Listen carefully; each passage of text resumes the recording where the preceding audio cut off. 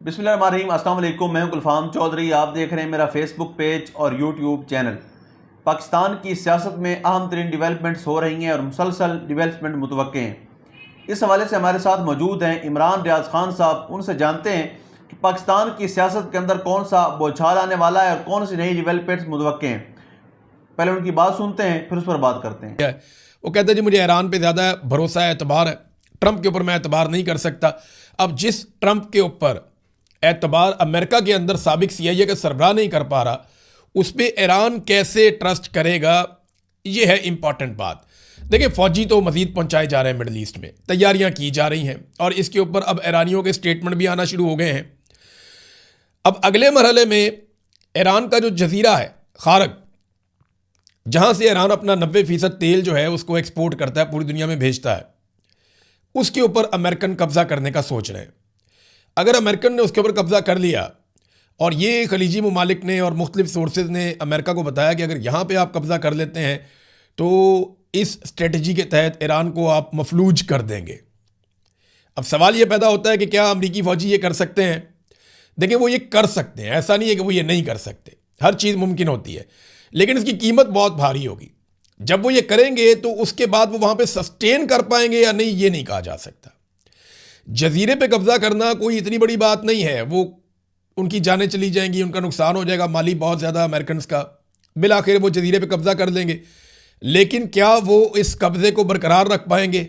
तो इसका जवाब है कि ये इंतहाई मुश्किल है, क्योंकि ईरान अपने ही जजीरे के ऊपर इतने बम मारेगा, इतने मिज़ाइल मारेगा कि अमेरिकन के लिए वहाँ पे रहना और उन मिज़ाइलों को इंटरसेप्ट करना मुश्किल हो जाएगा। वहाँ ड्रोन पे ड्रोन मारेगा ईरान, और ईरान के पास मुख्तलिफ सप्लाई लाइन्स हैं और उसके पास अपने बनाए हुए हथियार भी हैं।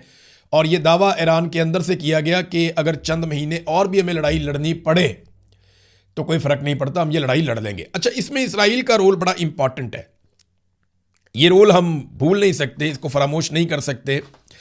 इसराइल ने ऐलान किया है कि जंग के खात्मे का फैसला इसराइली फ़ौज करेगी, और इसराइली फ़ौज जो उनकी क़यादत है उसे अपने अहदाफ हासिल करने के लिए अभी मज़ीद चंद हफ्ते दरकार है। जंग के खात्मे के मुज़ाकरात के बावजूद, ये इजराइल का स्टेटमेंट है ऑफिशियल, कि जंग के खात्मे के लिए मुज़ाकरात के बावजूद हमारे ईरान और लबनान पर मंसूबे तब्दील नहीं होंगे। ये है नाज़रीन मामला, सादा सा और सीधी सी बात है कि इसराइल तो पीछे नहीं हटेगा। इसराइल को तो भी लड़ाई लड़नी है, उनको लड़ाई लड़ने की पुरानी आदत है। अब अमेरिका उनके साथ लड़ाई में उतर गया है, तो डोनाल्ड ट्रंप को चाहिए फेस सेविंग, और इसराइल को चाहिए एक ऐसी आखिरी लड़ाई जिसमें इसराइल मुकम्मल तौर पे ईरान को कमज़ोर कर दे या ख़त्म कर दे। अब यहाँ पे नाज़रीन, वॉल स्ट्रीट जर्नल ने कुछ ईरानी मुतालबात तहरीर किए हैं। उनका दावा है जी कि ईरान के मुतालबात बड़े सख्त हैं और इन मुतालबात की मौजूदगी में बहुत मुश्किल है कि मुज़ाकरात हों। बहरहाल ये हम मुतालबात देख लेते हैं जो ईरान के, इससे पहले भी मैं आपको इन्हीं मुतालबात के बारे में बार बार बता चुका हूँ। तो वो कहते हैं जी कि खलीज में या खलीजी ममालिक में कायम तमाम अमरीकी अड्डे ख़त्म किए जाएँ, नंबर 1। नंबर 2, वो ये कहते हैं कि ईरान पर होने वाले हमलों के बदले में तावान की रकम हमें दी जाए। नंबर 3, वो ये कहते हैं कि आबनाए हुर्मज़ में एक नया निज़ाम जिसके तहत ईरान को ट्रांजिट फ़ीस जमा करने की इजाज़त हो, वो भी दिया जाए। नंबर 4, इस बात की ज़मानत कि जंग दोबारा नहीं होगी। नंबर 6, हिज़्बुल्लाह पर इसराइली हमलों का ख़ात्मा। नंबर 7, तमाम पाबंदियों का मुकम्मल ख़ात्मा। नंबर 8, बगैर किसी पाबंदी के अपना मिसाइल प्रोग्राम बरकरार रखने का हक। अगर इस किस्म के मुतालबात ईरान करेगा तो अमेरिका के लिए मुझे नहीं लगता ये काबिल कबूल है। इस लड़ाई में अमेरिका और इसराइल के रास्ते बंद होते चले जा रहे हैं। ऐसा दिखाई देता है कि अभी मुज़ाकरात के बहाने को टाइम गेन किया जाएगा, दुनिया के अंदर एक तासुर कायम करने की कोशिश की जाएगी कि हमने तो बड़ी बातचीत करने की कोशिश की, हमने तो मुज़ाकरात करने की बड़ी कोशिश की, लेकिन ईरान मान नहीं रहा, तो हमारे पास जंग के अलावा रास्ता कोई नहीं है। और फिर ज़्यादा मुल्कों को लेकर हो सकता है कि ईरान के ऊपर चढ़ाई की जाए। फिर पाकिस्तान के ऊपर भी बहुत दबाव होगा, बहुत शदीद दबाव होगा।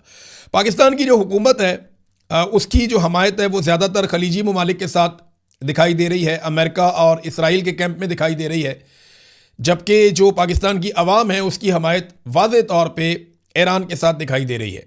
बहरहाल इसमें शहबाज शरीफ साहब का एक स्टेटमेंट है। शहबाज शरीफ साहब ने बात की है मोहम्मद बिन सलमान से, जो बातचीत हुई वो मैं आपके सामने रखता हूँ। कहते हैं जी मैंने मोहम्मद बिन सलमान से बात की है, खादमैन हरमैन शरीफैन को عید کی مبارکباد دی ہے. میں نے سعودی عرب پر حالیہ حملوں کی پاکستان کی جانب سے شدید مذمت کی ہے. مشکل حالات میں سعودی عرب کے ساتھ پاکستان کی یکجہتی اور حمایت کی توثیق کی ہے اور ان کو سراہا ہے, اور مملکت کے تحمل کو سراہتے ہوئے میں نے کشیدگی میں فوری کمی, دشمنیوں کے خاتمے, امت مسلمہ کے درمیان اتحاد کی فوری ضرورت پر زور دیا ہے. میں نے ولی عہد کو علاقائی امن اور استحکام کے لیے پاکستان کی سفارتی کوششوں کے بارے میں بھی آگاہ کیا ہے. یعنی بتایا کہ جناب یہ معاملہ دیکھیں, سعودی عرب کو بھی تو ٹینشن ہوگی نا کہ چل کیا رہا ہے, ہمیں بھی پتہ چلے, ہم اس کا ایک حصہ ہیں. اگر امریکہ سے ایک ٹویٹ آتی ہے اور شہباز شریف صاحب اس کو کر دیتے ہیں تو سعودی عرب کے اپنے سٹیکس ہیں, وہ جاننا تو چاہیں گے کہ کیا ہوا. تو اب شہباز شریف صاحب نے MBS سے بات کی ہے. ایرانی صدر نے باقاعدہ نام لے کر ترکی کے صدر کی تعریف کی ہے, کیونکہ ترکی کے صدر اسرائیل کے اوپر براہ راست گولہ باری کر رہے ہیں زبانی, اور وہ ساری چیزوں کے لیے ذمہ دار نیتن یاہو کو قرار دے رہے ہیں, اور بار بار ایسا کر رہے ہیں کہ دنیا کے 8 ارب لوگ بھگت رہے ہیں نیتن یاہو کی ہٹ درمی کو, اور وہ نیتن یاہو کو بزدل بھی قرار دے رہے ہیں لگاتار. یعنی جو ترک صدر اردگان ہے نا, وہ اسکور سیٹل کر رہے ہیں نیتن یاہو کے ساتھ کہ اس کو میں نے نہیں چھوڑنا. وہ ہر روز ایک سٹیٹمنٹ دیتے ہیں نیتن یاہو کے خلاف. تو اس پہ جو ہے وہ ایرانی صدر نے سٹیٹمنٹ دیا کہ جنگجو صہیونی حکومت کی مذمت میں میرے بھائی رجب طیب اردگان صدر ترکیہ کا دو ٹوک اور پرعزم موقف قابل ستائش ہے. ہمارے دوست اور برادر ملک ترکیہ کی غیور قوم نے کئی سالوں سے امت مسلمہ کی امنگوں کے ساتھ یکجہتی میں ثابت قدمی سے اپنا کردار ادا کیا ہے. اللہ کے فضل و کرم سے ہم یہ فخر کا رستہ مل کر طے کریں گے. تو اب یہ جناب ایرانی صدر جو ہے وہ ترکی کو شاباش دے رہے ہیں. پاکستانی وزیر اعظم نے کوئی بھی امداد ابھی تک ایران میں نہیں بھیجی. یعنی بہت سارے ممالک ایران کو مدد بھیج رہے ہیں, وہاں بہت تباہی ہوئی ہے, لوگ بہت بڑی حالت میں ہیں. پاکستان بھی بھیج سکتا تھا, لیکن امریکہ اور اسرائیل کی ناراضگی کے ڈر سے پاکستان نے ایران کو کوئی مدد نہیں بھیجی. ہاں یہ ضرور ہے کہ شہباز شریف صاحب نے یہ حکم جاری کیا دوسری مرتبہ کہ خلیجی ممالک کو جو خوراک کی ترسیل ہے یا چیزیں جو ان کی ضرورت کی ہیں وہ تیز ترین کر دی جائے, اور جتنی زیادہ ہو سکتی ہیں خلیجی ممالک کے اندر کھانے پینے کی اور دیگر اشیاء بھجوائی جائیں, ان کی ترسیل تیز کی جائے. ہاں ایک چیز اور میں آپ کو بتاتا ہوں کہ UAE کے ایئرپورٹس کے اوپر پاکستانیوں کے ساتھ جو سلوک ہو رہا ہے, مجھے کچھ لوگ جو آئے وہاں سے انہوں نے بتایا جی کہ وہ مناسب نہیں ہے. انڈینز کو اور امریکنز کو پریورٹی دی جا رہی ہے اور پاکستانیوں کو وہ پریورٹی نہیں مل رہی, بلکہ پاکستانیوں کے ساتھ جو سلوک ہے وہ حد تک آمیز ہے بقول ان لوگوں کے جو وہاں سے آئے ہیں اور جو وہاں سے گزرے ہیں. ناظرین اب آ جائیں, ایک اور حملہ کیا ہے اسرائیل نے, اور یہ بڑی اہم خبر ہے. اسرائیل نے ایک ایسے مقام پہ حملہ کیا ہے, یہ بندر انزلی ہے, یہاں پہ اسرائیل نے حملہ کیا ہے. دیکھیں ایران کا رشیا کے ساتھ کوئی بارڈر نہیں ملتا, بیچ میں کچھ ممالک آ جاتے ہیں, یعنی زمین کے رستے کوئی سرحد ان کی نہیں ملتی. قزاقستان ترکمانستان ایک طرف آ جاتا ہے کیسپین سی کے, دوسری طرف جو ہے وہ آذربائیجان آ جاتا ہے, جارجیا آ جاتا ہے, آرمینیا آ جاتا ہے, نیچے ترکی ہے. تو ایران کی کوئی سرحد براہ راست رشیا کے ساتھ ملتی نہیں ہے. ہاں کیسپین سی ہے, یہ ایک لینڈ لاکڈ قسم کا سمندر کا ایریا ہے, اور میں یہاں پہ گیا ہوں, میں نے اس کو دیکھا بھی ہے. تو یہاں سے رشیا سے بحری جہازوں کے ذریعے سامان ایران میں آتا ہے. یہ چھوٹا سا سمندر کا جو ایک حصہ ہے یہ ایران کو جی بالکل جس طرح سے آپ نے سنا, عمران ریاض خان صاحب نے پاکستان کی سیاست میں اہم ترین ڈیولپمنٹس ہمارے سامنے رکھی, اور انہوں نے بتایا کہ پاکستان کی سیاست میں کتنی بڑی تبدیلیاں مزید متوقع ہیں. یعنی اس وقت پاکستان کی سیاست انتہائی متنازع بنی ہوئی ہے, اور سیاست سے زیادہ معاملات عدالتوں کے اندر چلے گئے ہیں.